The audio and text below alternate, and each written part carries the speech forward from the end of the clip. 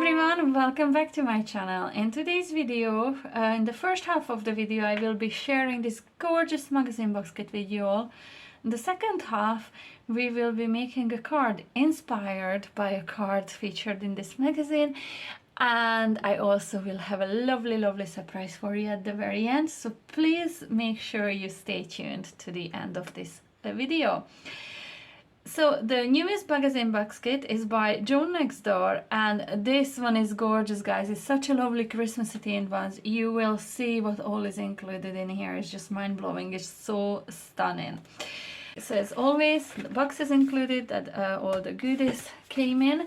This is the magazine, but first of all I'm going to start with this here. So we have a stamp set. We have lovely poinsettias, holly leaves and all different foliage, holly with the berries. We have this gorgeous little border poinsettia set. And then we have some sentiments. Merry Christmas, winter wishes, from our highs to your highs, season's greetings. And this one with love at Christmas is not separate from this frame, so this is all together with the frame, as you can see. And then we have a separate frame stamp again, in which you could stamp some of your sentiments in there. This is so clever, so gorgeous. I really love the idea of this.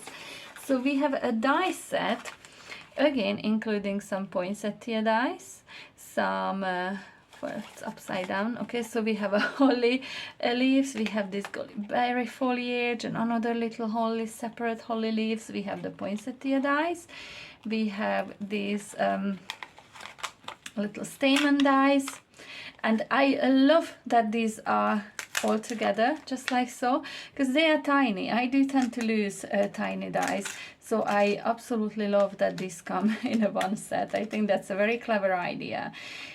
And we have some of these little berries in here, and also we have two of the ovals. So the ovals will be perfect to cut out these little frames as well. You see you have a larger and a slightly smaller one. So I think this is very pretty. And we also have an embossing folder. This is, let me check the size. It is a 5 by 5 inches embossing folder with holly leaves and berries. I have not used this one yet, but I can't wait to start using it. I don't have really holly kind of embossing folders in my stash, so this one will come very handy. As always in the box kit, inside the magazine are included some gorgeous pattern papers. Let me see, find the start of it. So this is where it starts. So you have some lovely sentiments and greetings in here.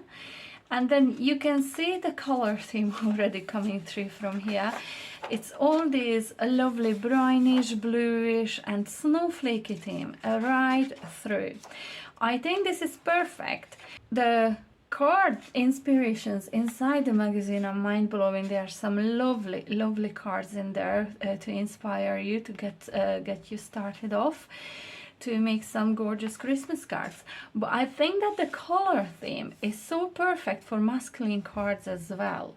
So I know I do struggle with masculine cards, and most of the masculine papers, pattern papers, are just not that pretty, and these here are perfect. I really love them. Just look at those gorgeous snowflakes and all. It's really nice. So if you are like me, struggle with masculine cards, these would make perfect Christmas cards for a male, or even for some birthday cards for in the winter season. But not only masculine cards. As I said, the magazine is full of inspiration of all different cards. And in fact, I got inspired by one of them to make my card today. At the second part of this video, as you can see, there's loads of these papers. And the reason I do have this magazine is because I was featured in this. So I'm going to show you. In here, I was asked to make a candle wreath. I was given the colorway of the two different greens, the pink, the red, and to add some white. And I was asked to focus more on the foliage rather than on the poinsettia flowers. So because I love creating stuff with flowers, that was quite challenging for me at the start. But as I got going, I thought it turned out absolutely perfect. So there's the step-by-step pictures and the description of how I made this one. But I do have some pictures in my phone as well to show you. So just some more pictures on how it looked like when it was ready. And I fitted it around some candles and all, and I thought it looks just absolutely perfectly pretty. I really think it turned out nice. Now it was a labor of love because you can see these dies are not too big, so you can see how small that holly die is, or even the berries and all. To create a candle wreath like that, I needed to I think I spent a couple of days die cutting just, and then I spent a couple of days coloring and heat embossing, because I started everything on this card just using plain white heavyweight cardstock, and then I used my inks and embossing powders to make it lovely and textured and dimensional. I really love how this turned out. I can show you the rings that I used to create it. So this is a set I got from Amazon, and they were 2 of each size, so I will be able to pick out the ones that don't have a pair in here that I use. So it is 1, 2 and 3. It was these 3 sizes. Sorry about the rustling. So it was these 3 sizes. The largest one measuring 5.5 inches. I think it's 5.5. Yeah, 5.5 inches. And then I've wrapped these all, as you can see on the pictures, in floral tape, and I attach them together. I normally, I did make a candle wreath before. I would only use 1 or 2 of these rings, but because I wanted this to be nice and full, I thought it just gave me a lot more platform to have the 3 in here. But it's quite optional. If you decide to make anything like this, you can play about with the sizes. So the set that I have in here, I will link it in the description box below if you want, have all different sizes. There's 1, 2, 3, 4, 5, 6, 7, 8 different sizes in it, so you can play about with the sizes for sure. To fill out this here, as I say, it took quite a bit of die cutting, but it was definitely worth the effort. I absolutely love how this turned out. So let me just attach some of my pictures to this video now.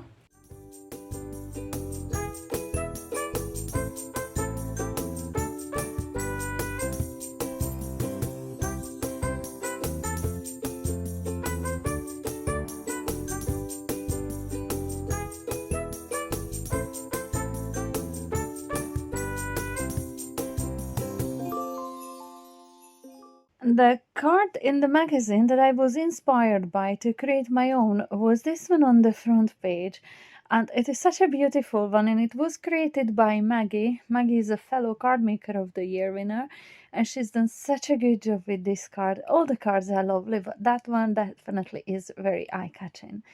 So the paper technique that she used in that one is some paper weaving. And this is the card that I'm going to try to recreate. Obviously not exactly the same, but this is where I took my inspiration from. My card base measures 5 3/4 by 5 3/4, which is a shop-bought 6 by 6 inch card, but it will always be a bit smaller. 5.5 inches squared is this gorgeous mirror cardstock. It is like not quite blue, not quite green, somewhere in between. I really love that shade. And then 5 1/4 of an inch squared, this pattern paper from the kit. The star dies that I cut that star out of the mirror cardstock are from the Craft Stash, and these are the Creative Craft product range, the Nestables star-shaped dies. I took 2 of them out, lined them up, because not all the spikes work with all the other spikes. I mean, you can use them either way, only your frame won't be even.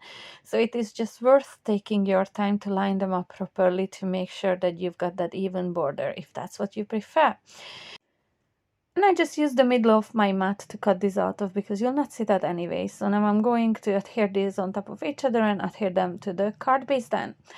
Instead of those 2 pieces that Maggie added, 1 of each diagonally and horizontally, I'm going to use 4 pieces, 2 in each direction. The thicker one, the mirror cardstock, measures 3/4 of an inch in width, and the thinner ones 3/8 of an inch in width. And I just dropped down for the pattern paper 1/8 of an inch from the measurements. So some of them are a bit longer than the others. I think the longer ones measure 5 inches and the shorter ones 4 3/4 of an inch. And you can just see me crisscrossing them and securing them in place before adding liquid glue all over the back to attach them to the card front. Now, first I wanted to add foam pads to this, but then I decided not to because there'll be other bits and pieces that will add quite a lot of dimension. So for the ovals, Maggie used the ovals from the die set that came with the kit. I wanted to change that, and this is where my star will come into play. So I have a piece of cardstock here measuring, I think it was 4.5 by 4.5 inches. But it doesn't really matter, I'll not use the whole of that cardstock.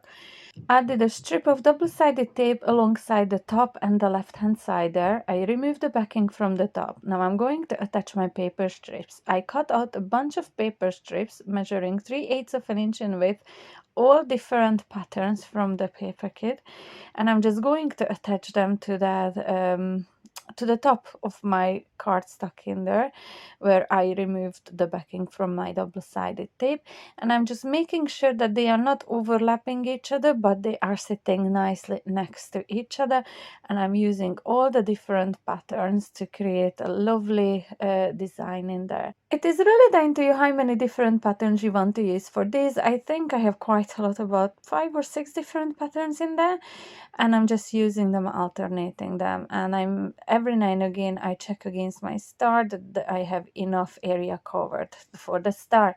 So I'm cutting away all the excess from the bottom. Now removing the double-sided tape backing from the left-hand side, I'm going to start weaving these. So I'm going to lift up every second of those straps that I already adhered down. I will start attaching my paper strips horizontally, and I'm going to add a little bit of glue, just a little dot every single crossing, at every single crossing of those, so to make sure that they are glued to each other, the horizontal and the vertical paper lines, and then I'm going to come in a little bit of glue just underneath them to attach them to my white cardstock as well.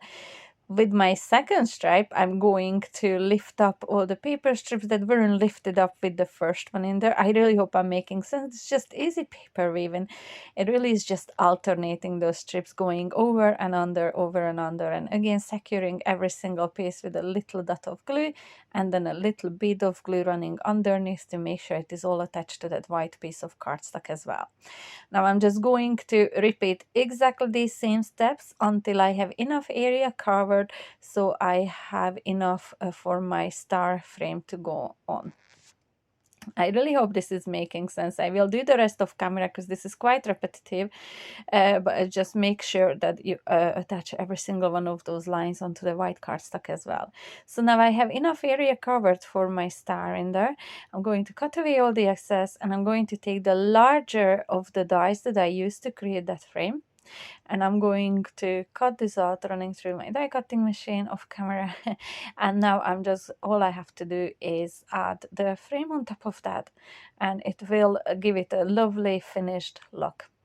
And just like that, our woven star is ready. I think it's such a pretty one. And now I'm just adding foam pads, covering up the whole back of this because I want this to be popped up against my card base. For the floral spray, I'm going to take the dies from the die set, the 2 different foliages and the trio of the poinsettias, and I cut these out of camera several times just from plain white cardstock.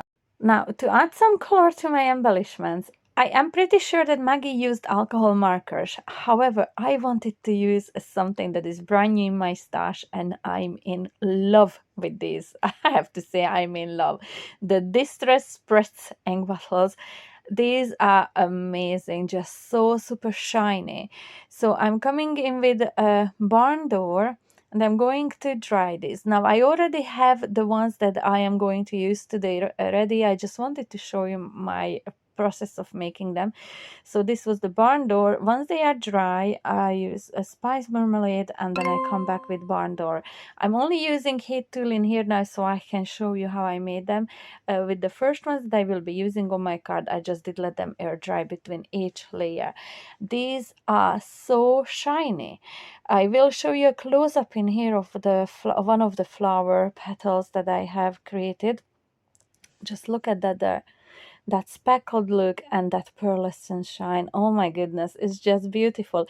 Stay to the very end of this video because I will show you much more close-ups then. So for the greens, I used a twisted citron and peeled paint. And for the other foliage, I just added a thin layer of weathered wood. It is so stunning. So the white still shows underneath, but they are still lovely and pearlescent. And I also came in with some white acrylic ink splatters just all over them all. I think it just adds that snowy effect, which goes so well with the snowflakey theme on the background papers. While that is drying, I'm preparing my sentiment. It is the Season's Greeting stamp from the stamp set, and I heat embossed it using the polished silver superfine embossing powder by Wow. I stamped it out twice just in case one of them gets smudged or not properly stamped, but they are pretty good both. I'm gonna keep the other one for some other card. So I have cut it down with my mini trimmer from Stamps by Me, and I'm taking a bit of a vintage photo to add a little bit of an ink onto the edges. I took most of the ink off my finger dabber and just blending it just a little bit all around the four edges there. And now I'm going to matte it up against that blue or green mirror cardstock. It's the same one that I used on this card already. And I'm just leaving a very thin border on all four sides. And I just cut this down with my scissors. It's quite easy to do. So this will be added onto my card just flat, I think. And now I'm going to form my flowers. So I'm taking the poinsettia petals, and I'm just with my little ball tool pressing down on each petal and then down in the middle. So I have one of the larger one and 5 of the smaller ones cut out. So for one of the flowers, I will be layering a small one on top of the larger one. And then for the other 2 flowers, just small one on top of the small one. So I have 6 petal layers altogether, 2 each for each flower. Now I just have to arrange them on top of my card. So the star is going to be popped up on foam pads. So I'm going to reinforce this with a little bit of liquid glue as well. I just like doing that. I think it just adds extra stability to make sure it's not going to go anywhere. And then all I have to do is arrange the lovely flowers and the foliage on the bottom left corner of that star there. Now, I will do this off camera because for most of the time that I was editing the video, then all I could see was the top of my head trying to have a look what way to arrange these. But I'm just basically using my hot glue gun just to arrange these into simple arrangement. Simple but beautiful arrangement, just like that. And I'm going to use my liquid glue just to add my sentiment onto the top right corner in there. Just to finish off the flowers, I'm going to use some white flat back pearls and adding them in the middle of each flower, just using my liquid glue in there. And this is one of my cards inspired by Maggie Ready. When I say one of my cards, because of course I created a different one, a slightly different one. Let me show you that one now. So for that one, I went with a 5 by 7 inch card base, and I used it as a tent folding card. So landscape version, and instead of the red flowers I created the blue one. The colors are Uncharted Mariner and Weathered Wood that I used, and then for the foliage I used a bit of a walnut stain as well. Instead of the blue mirror cardstock I used silver mirror cardstock, or that one. Which one do you like? I really like the pop of color on the red one, but the other one is just so gorgeous for a lovely wintry card. And if you stay to the very end of this video, I will show you some gorgeous close-up footage of both of these cards. And as I mentioned in this video, I have a lovely surprise for you. So you can see a brand new box in here. I will be giving one of these away. So I did take advantage of Craftstash's offer of buy one get one free magazine, and instead of getting a different magazine for myself, I thought, why not do a giveaway of this lovely magazine? I really love it, and I think a lot of you will love this one too. So just to recap, inside the box is included a magazine which already has these gorgeous papers inside, your embossing folder, the stamp set, and the die set. Okay, so I have a brand new box in here for one of you. I really am sorry I have to restrict this to either UK and or Ireland because of postage prices, but if you are in the UK or in Ireland, and if you're watching this video still and you would like to receive this box, please leave me a comment in the comment section below using this word that you can see on my screen now.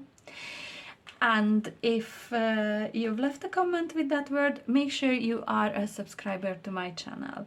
I will do a draw. What day is today? Let's say maybe 1st of September. I'm gonna leave it till about the 1st of September, and then I will do a draw to one of you for this gorgeous box. I really hope you enjoyed today's tutorial and project share. And as promised, here are some close-up of both of the cards that we created here today. And let me know which one is your favorite. I would really love to hear your input on this one. And just look at that gorgeous shine of these spritz ink bottles. Oh my goodness, just gorgeous. And if you like this video, please do not forget to let me know in the comment section below and give me the thumbs up as well. I will be back very soon with another lovely video. Until then, bye!